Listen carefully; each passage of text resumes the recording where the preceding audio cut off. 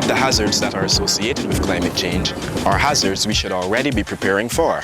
Most of the disasters that we've had to deal with so far as a region have been weather-related, and that is due to the natural climate variability that we have lived with for years.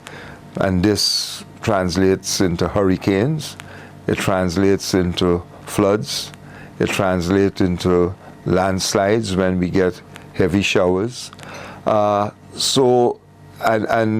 of course, we don't get a disaster unless that hazard basically impacts on a vulnerable area. Climate change, what we are saying about climate change is that, look, these hazards that you're already experiencing in a warmer world, in a world that we are projecting for the future, these hazards are going to become much stronger. Disaster risk reduction in the Caribbean has been geared to dealing with those weather-related, climate variability-related hazards. And how do you manage disasters? You manage disasters in such a way that you increase the resilience of your community, of your infrastructure, of your country, basically before the event. So this speaks to proactive action. Of course, reactive action even after the event.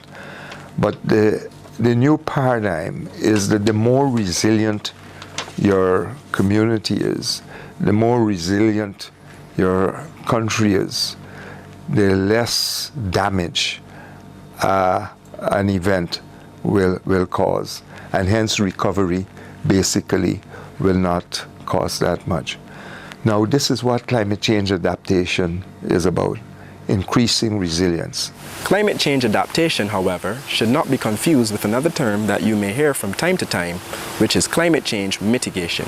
In climate change language, we call mitigation the getting at that root cause of climate change, taking greenhouse gases out of the atmosphere, putting less greenhouse gases into the atmosphere. In the Caribbean, we are responsible for less than 1% of the greenhouse gases in the atmosphere. While we should try to cut down on that small figure, our future will be more secure if we concentrate on adaptation. We're talking about the ability of a community to be able to bounce back after they have been impacted, and they're therefore able to resist or absorb the particular impact that they've had. And a lot of that is really built on them being able to understand the risk that they face and being able to put in place measures based on their own abilities and their own resources to be able to address that particular hazard.